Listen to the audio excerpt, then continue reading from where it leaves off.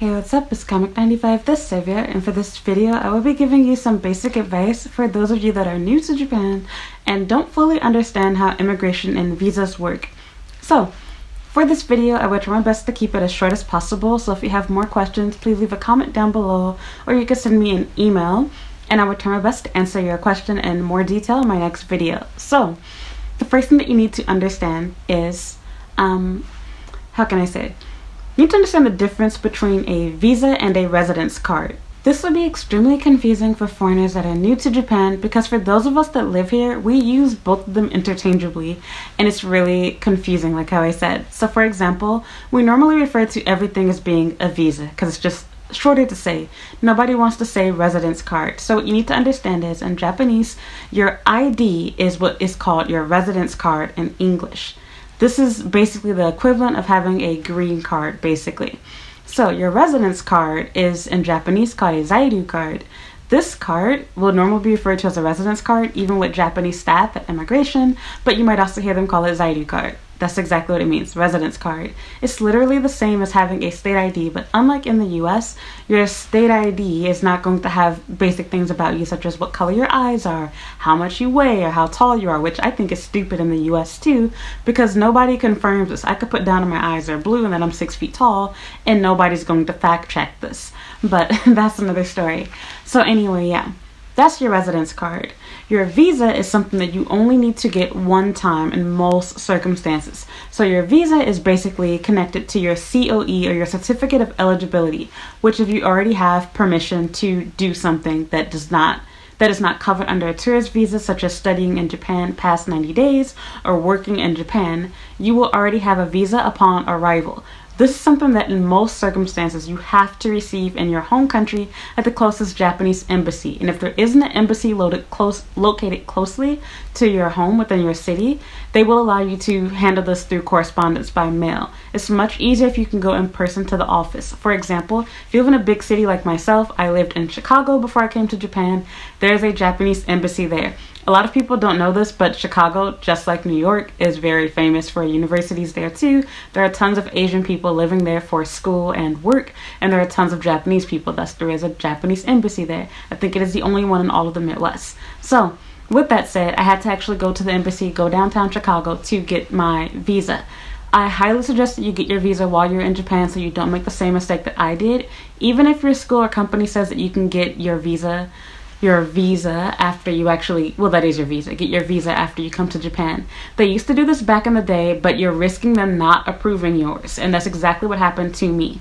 So if I were you, even if you have the COE in your hands, just wait the extra week or two and get it in your home country. Do not come to Japan thinking, oh, I have my COE so I can get my visa when I get there. Save time, come to Japan faster. Don't do that. It's going to cost you money. I got lucky and I pretty much paid nothing and got a free trip back to the US because my school made the mistake by telling me that it was okay because I asked and confirmed with them if I could get it done here and they were wrong. Huge mistake. Very, very troublesome, time consuming, all that good stuff. So yeah. Anyway, as far as your residence card goes, after you've gotten so let me kind of backtrack. You have to get a passport first. You need to prove that you have roughly $30,000 to survive in Japan. You only have to do this one time. After you do that, prove you have a school that's paying their taxes and handling their business, your COE is going to get approved. I don't know if anybody who hasn't, theirs didn't, but it does happen. As long as you can prove that you have enough money, it could be through various means, whether it be student loans, credit, assets, whatever the case is. Loans are obviously the easiest. That's all you need, just proof that you have enough money to survive in Japan, basically, because they don't want you to become homeless. You need roughly $30,000 to live on your own as an adult. That's all. Really, you can live off of less than that. But again, this is to keep you from being homeless. So don't try to skip this step. If you don't have about $30K to help you throughout the year, you're going to be in trouble. So it's better that you do wait until you have a little bit more cushion to ensure that you don't end up in trouble in the future being here in Japan. That's all immigration is trying to do. Keep you off the street, keep you from having to book a free flight back home or whatever else the case might happen if you run out of money here. Okay, one more thing. I want to clarify with the $30K. This is just a rough estimate. It's really more like, what, 200 and, I don't know, 2.5 million yen, 3 million yen, something like that, which is more like about 25,000 US dollars. I'd rather round up than round down. So we're going to say 30K USD. Keep in mind that they're not asking you to literally have $30,000 in cash sitting in your bank account, but if you do, that's great. Also keep in mind it does not need to be your bank account, but if you use a parent, a relative, or a boyfriend, girlfriend, etc., you're going to have to prove their connection association with you. And to be honest, I don't think you can use boyfriends and girlfriends. I think it has to be family. So like a parent, a brother, a sister, someone who's basically acting as your guarantor. It looks a lot better if it's your mom or dad, or like something as far as that goes versus some distant family member, mom, dad, grandma, etc. It's much easier. You can use a mixture of different ways to show your support. So you can use both your student loans, you can use your credit cards, your parents' credit cards, your bank account, etc. The more money that you have just to show proof that you're able to support yourself, the better. You do not need to keep that money inside the account. It does not all need to be your money, and you don't need to have cash. You don't ever have to have access to these people's cards. They're not going to ask to see the cards, etc. But they will ask for proof. So you are going to have to show, like, I don't know, like statements, certificates proving that that money is really inside of that account. And depending on who's handling it, they might actually require you to show proof that the money has been sitting there and not that you just deposited it for today and you're going to take it out tomorrow. And this is why, in my personal opinion, if you are someone like myself that doesn't come from money, it'll be much easier for you to prove this by using student loans, because they're not going to expect you to have loans that have been sitting around for, several months, years, whatever. They totally understand that. You also don't need to have the loan money right now. As long as you have proof that you are approved for this loan and when you will get it, you are fine. That's exactly what I did. I came to Japan without having that 30,000, 25, whatever, K. Didn't have that. Instead, what happened was I had proof showing, hey, I'm going to get this loan money later on. I have this now. And they let me in. You can do the same thing. Don't overthink it. Don't stress out about it. And keep in mind, this is just for students. If you're coming here on a spouse visa, your spouse is going to act as your sponsor. They're going to be required to prove that they have enough money to support you as their spouse, that you won't end up homeless and on drugs and anything else. As for workers, work visa people, you have it even easier. There is nothing for you to prove. Your employer is required to prove that they've been paying their taxes, they're a good company, etc., and that they will provide you with a high enough salary and enough work hours to meet immigration's requirements, which is to pay you, I think they have to pay you at least like 200,000 yen a month, I believe it is, so roughly about, 2.5 million yen, 3 million yen a year, something like that. That's it. So they're going to be responsible for doing that, so don't worry about that. You can literally come here on a work visa as long as you have a bachelor's degree with no money to your name. Because depending on the company that you work for, they're going to pay for your flight, they're going to pay for your housing and everything. So it's literally a free ticket to Japan. But depending on where you work, some of them don't pay it, they reimburse you for it. So that means that you have to pay for the flight yourself. But after you get here, you work here, a month later, they give you back the money. So still, small investment. You're only going to be spending about $1,000. And if you're working and have a degree, and you're planning to move here, that's probably just a quarter of one of your paychecks. Not a big deal. So yeah, back to the video. Whereas if you have the visa that I have, a Specialist in Humanities visa, there is actually a lot more leeway with it, as long as you can, of course, land a job doing other fields. This is an engineering visa, and on top of that, again, it allows you to work at international schools, etc. Of course, if you ever do want to change your job, after you get your visa, you can go back to immigration and get special permission to engage in other activities not listed underneath your visa. But this is something that will require you to take time off of work at least 2 different times in order to get the entire process done, because it will not be handled in one day, more than likely. So yeah, there's a lot to go into all of that crap. But don't feel stuck or scared like, oh my god, I already have an instructor visa, I want this other visa. You can get that later on. You can also get special permission, and you can get an entirely different visa. So for example, let's say that you start off working at an Eikaiwa, but then you find a position at an international school. Your employer is going to understand this, and they're going to apply to change your visa. They're going to give you all of the paperwork that you need, send you off to the Immigration Bureau, and upon doing so, they are going to change your visa status. That's what you're going to apply for a change of status of residence is what they would call it. It's a very easy application. You're literally just listing, the employment that you've had, your name, address, where you received your education, etc. And anywhere within, 2 weeks to about a month. It could take as long as 2 months, but generally it should be anywhere from 2 weeks to a month. Your new residence card will be ready. They'll send you a postcard in the mail. You go to immigration. The amount of time that it takes can vary significantly. So that is what I want to talk about next. You do not get to choose which immigration bureau you go to. Yes, I know it sucks. You don't get to choose. If you want to choose, the only choice you have is where you live. So based off of where you live determines what immigration bureau you can go to. There are not tons of immigration bureaus. People seem to think that, but that's not the case. There is one immigration bureau designated to each city. In some circumstances, there are special immigration bureaus. For example, because there is a high amount of U.S. military people in Tokyo, if you happen to be living in the Fusa area, they have their own immigration bureau there. But in most circumstances, if you live within Tokyo, everyone goes to what used to be known as the Shinagawa hellhole. But now things have kind of calmed down thanks to COVID, sadly. It's not as busy as it used to be, but I imagine that next year tourism will go up again and people will be traveling the world again and wanting to come to Japan. So things will sadly get busy again. But yeah, we got spoiled because, sorry to say it, but keeping it real, it's been nice not having all y'all tourists here. So, yeah, tourists or students. Because let's face it, the majority of people here in Japan are here either as a tourist or they're here as a student. Not so much people that are here working. The people that are working here, they normally only stay for a year or less before being like, Japan is not for me, and quitting. So yeah. Anyway, back on subject. You don't get to choose what bureau you go to. It's based off of where you live. So if you want to choose where you go, you need to choose a place within that area. For example, when I lived in the Kansai area, I cannot say Kobe Immigration Bureau, which this is true by the way, is way easier to use. Everything is in a small 2x2 room. You're in and out in less than an hour every time.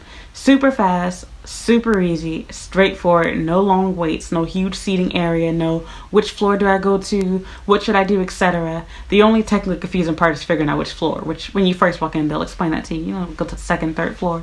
Whatever the case is, it's pretty straightforward. There's a giant office building that everything's inside of there. But it's a very fast process. And so I personally tried firsthand experience. And when I did that, they actually had to call me to come back. And they gave me an application apologizing, saying that they shouldn't have accepted my visa because I changed my address. I no longer lived in Kobe. So I had to go and apply for my visa in Osaka. Keep in mind that this is not based off of where you work. So for example, you might be like, oh, my school is in Tokyo, or my school is in Osaka, but I live in Kobe, so I want to go to, the one in Osaka or whatever. That's not the way that it works. If you are living in Kobe, you have to go to the one in Kobe. You live in Osaka, you go to the one in Osaka. You live in Tokyo, unless you live in the Fusa area, you will go to the one in Shinagawa. There might be some other exceptions that I don't know of, but again, it will always be within that city. You have to live in the city in which the immigration bureau that you're going to. Keep in mind that out of all of the immigration bureaus, Tokyo has by far the worst. The staff is not friendly at all. They are extremely rude and they want to get you in and out. They are not nice to you. They are very condescending, and yeah, they don't play no crap. So don't try to be a Karen inside of there if you want the process to go smoothly. There is also no one to really report anything to. So if they do choose to be crooked, give you a hard time, that's just your luck. You need to kiss butt while you're inside of there. Treat it this way. They're the police, you're a dark-skinned black guy, and it's 1910. That's all I can tell you. So generally people aren't going to be that bad, but they're not going to be super friendly, warm, and welcoming to you either. The process is always going to be super self-explanatory, straightforward. You don't need to worry about your Japanese ability because the application is going to be in English, and it's going to be in English and Japanese. And let's keep it real, we all have smartphones. It's 2021 right now. It's going on 2022.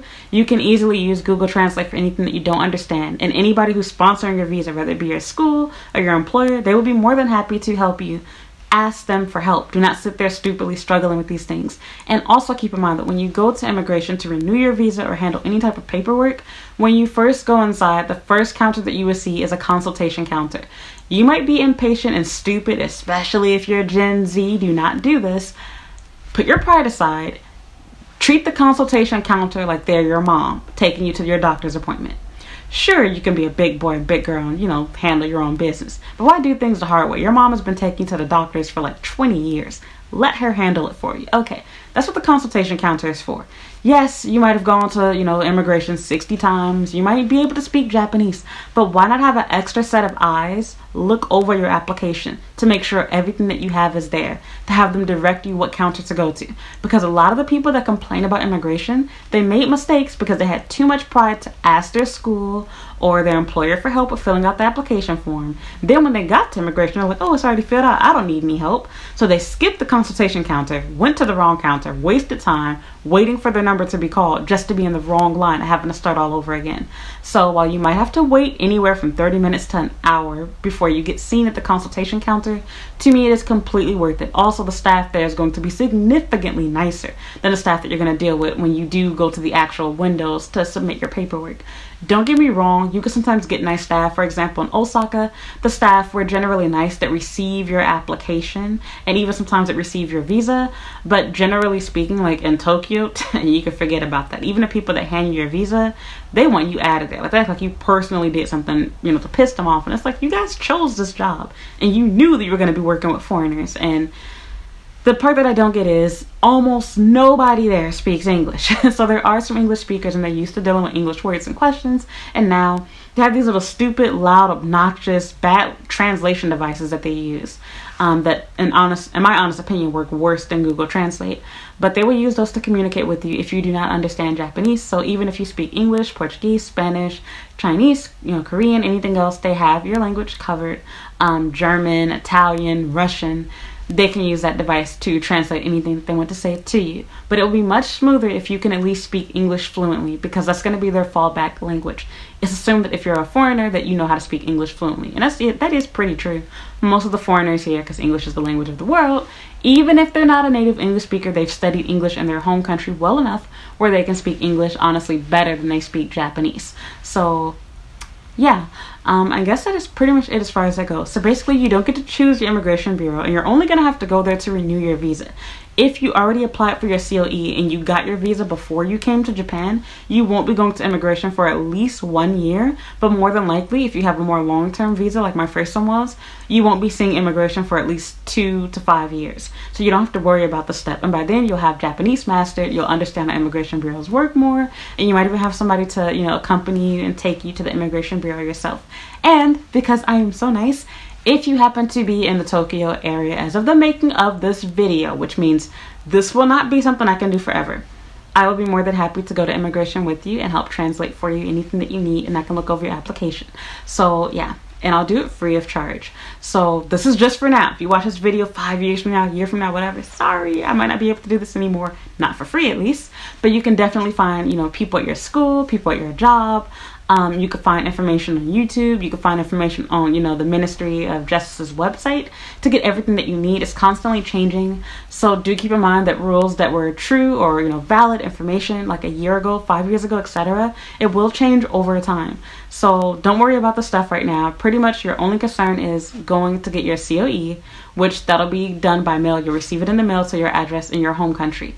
After you get that, you go to the Japanese embassy within your city, the closest one to you. If there isn't one in your city, you will send it by mail to the closest one available. After you receive your visa, so you'll send it together with your passport. After you get your visa and your passport, you are good to go to Japan. But I believe a part of your application for getting your visa is telling them what airport you plan to arrive in so that they can have all of the stuff ready for you upon arrival. If for any reason they're not requesting what airport you will arrive at, do not worry about it, because they can literally print you a new ID on the spot. That's exactly what they did for me. Do not worry about it. After you get that, this will be your first big boy task, where you're going to have to be a big girl and big boy, and you're going to have to go to your ward office wherever you've chosen to live within 2 weeks. I highly suggest for the first visa that you get, you do not start off on the wrong foot. You want to go within those 2 weeks. If you don't feel comfortable going alone, you can always bring a friend along. And do keep in mind that unlike immigration, you can go to any ward office as long as it is in your city. For example, I live in Shibuya, but I don't live right at Shibuya Station.